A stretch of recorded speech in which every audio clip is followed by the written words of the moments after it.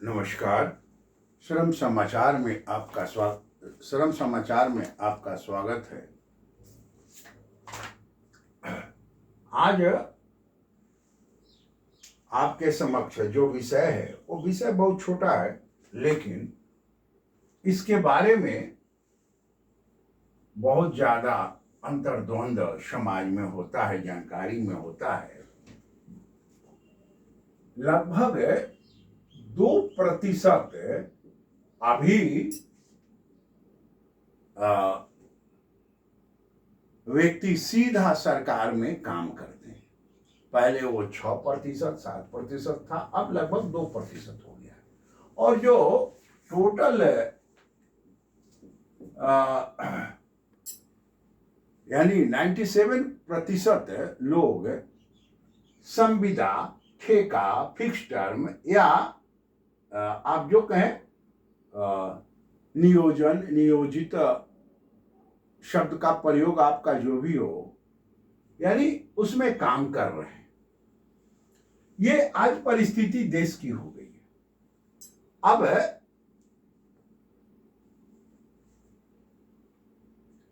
एक दो दिन पहले समस्तीपुर से रेल का समाचार आया। रेल का समाचार आया कि डॉक्टर साहब का कॉन्ट्रैक्ट का या फिक्स टर्म कहें, जो भी कहें, संविदा कहें, समय पूरा हो गया था। उसके बाद रेल ने उनको उनके क्वार्टर में, माता पिता अंदर थे, और ताला लगा दिया।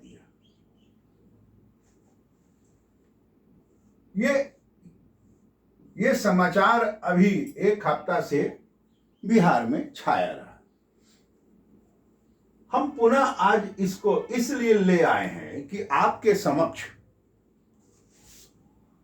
ये बताएं कि ये श्रम से संबंधित मामला है। ये सभी को जानना चाहिए। भारत सरकार ने बजाता कॉन्ट्रैक्ट लेबर का अब अलग, सभी श्रम संगठनों का अपना अपना महासंघ होता है कॉन्ट्रैक्ट लेबर का। और कॉन्ट्रैक्ट लेबर के महासंघ में भारत सरकार का गजट जारी किया गया है। कोयला का, रेल का, सभी का है। कोयला वाला तो गजट हमने भी अपने करीब 1 वर्ष पहले फेसबुक पर डाला है। सभी। अब उसमें होता क्या है, अब संविदा पर मान लीजिए कि वो व्यक्ति काम कर रहा, तो यहां वो संविदा पर है, अस्थाई कर्मचारी नहीं है। अंतर इतना है, लेकिन जो भी कंपनी के मिलने वाला सुख सुविधा है वो सब उसको मिलेगा। क्वार्टर भी मिलेगा, अस्पताल भी मिलेगा, चिकित्सा भी मिलेगा, सब दिया जाएगा। अभी फिक्स टर्म एम्प्लॉयमेंट जो बिहार में नीतीश बाबू ने लागू किया, तो देखिए उसका राजपत्र मेरे पास है। ये राजपत्र हुआ, और इसमें क्या लिखा हुआ है फिक्स टर्म में,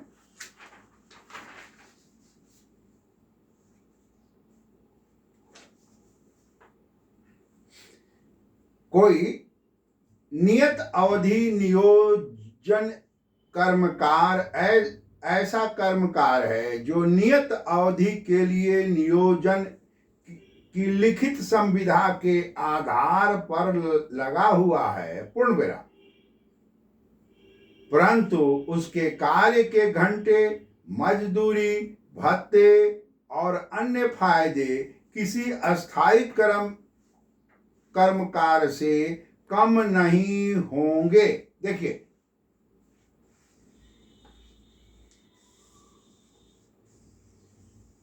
ये लिखा हुआ है, यानी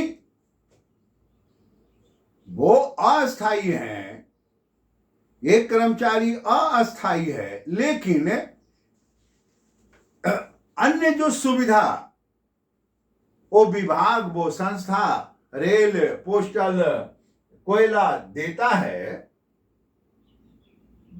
तो उसमें कॉन्ट्रैक्ट के कर्मचारी हैं, फिक्स टर्म के कर्मचारी है, संविदा के कर्मचारी हैं, और अस्थायी कर्म में भेद नहीं होगा।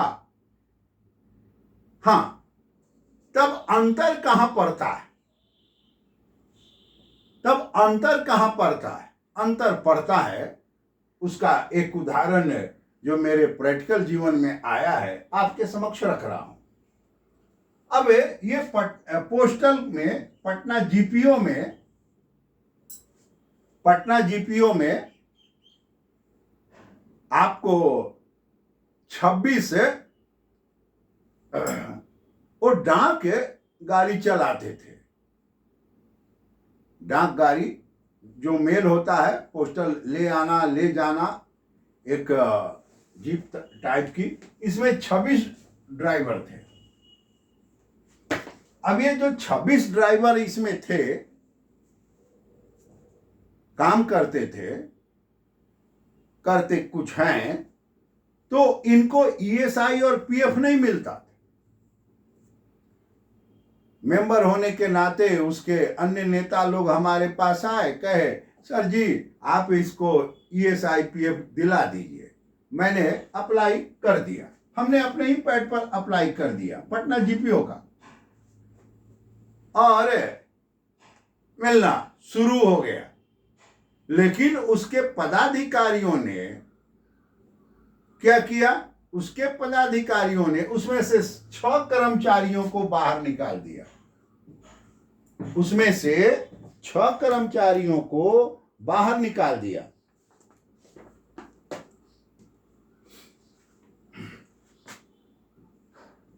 छह कर्मचारी को बाहर निकाल दिया, अन्य को उसने पीएफ और ईएसआई देना शुरू कर दिया, लागू कर दिया, नियम लागू हो गया। 6 को बाहर निकाल दिया। ये 6 केस किए। अब देखिए यहां 2-3 बात, बड़ी मजेदार बात है। जिन भी साहब को जो परमानेंट अस्थायी कर्मचारी हैं और उनको महीना मिल रहा है, 50,000 लाख रुपया महीना कमा रहे हैं, यूनियन चला रहे हैं,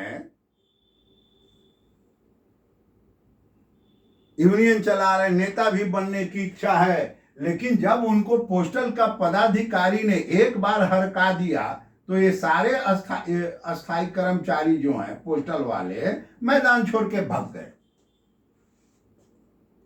अब ये 6 को छोड़ दिया, शुरू कराया अस्थायी कर्मचारियों ने, और जब उनके ऊपर उनके पदाधिकारियों ने डांटा तो वो मैदान छोड़ के भाग गए।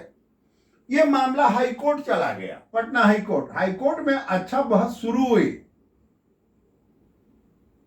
लेकिन बहस शुरू होने के बाद हर तारीख पर 50,000 रुपया लगना।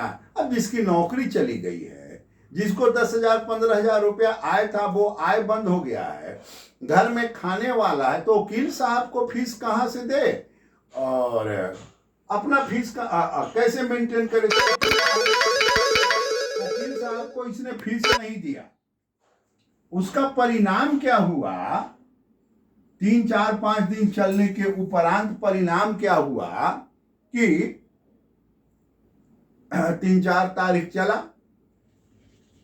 केस रास्ते पर था, और वकील साहब को फीस नहीं देने के बाद बाजाप्ता जज साहब ने उसको पुनः लौटा दिया, यानी खारिज कर दिया एक तरह से, कुछ आदेश पारित करते हुए।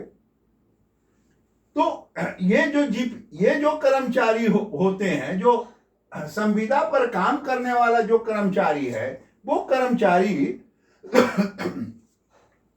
इसी स्थान पर, यानी वो लड़ नहीं सकता है, पैसे के अभाव के चलते वो इस नियम का पालन नहीं करा पाता। अन्यथा सारा कुछ वही है। जैसे रेल ने डॉक्टर साहब को ताला बंद करने का उसमें कोई अधिकार नहीं है। जिस तरह से महीना 2 महीना 3 महीना मौका अस्थायी कर्मचारी को मिलता है, उसी तरह से यहाँ भी है, रेल में भी है। अब बजाबता आपके समक्ष हमने भारत का राजपत्र पढ़ के सुनाया, रेल का भी राजपत्र है, कोयला का भी है, पोस्टल का भी है। लेकिन ये पदाधिकारी जो होते हैं ना, जो यूपीएससी से परीक्षा पास करके आते हैं, अभी यूपीएससी का रिजल्ट निकला है, बहुत लोग कह रहे हैं कि हाँ ये बच्चे, गरीब के बच्चे गए, ये बच्चे गए। विगत आने वाले 5-10 वर्ष में ये सब बदल जाते हैं और यही सब पुनः ये कॉन्ट्रैक्ट में काम करने वाले बच्चों लोगों का एक तरह का शोषक बन जाते हैं। ये बात भारत सरकार का जो लेबर कमिश्नर जो पटना में थे वो बराबर कहते। तो मित्रों, आपको इसलिए मैंने ये पढ़ के भी सुनाया, राजपत्र दिखाया कि कोई भी कॉन्ट्रैक्ट में काम करता है, इतना समझ ले, आपको सुख सुविधा सब वही है जो अस्थाई कर्मचारी का है, बनिस्बत आप में संघर्ष करने का, कोर्ट में संघर्ष करने का कितना कैपेसिटी है। तो आपको ये वीडियो कैसा लगा? लाइक करें, सब्सक्राइब करें, कमेंट करें, शेयर करें। नमस्कार।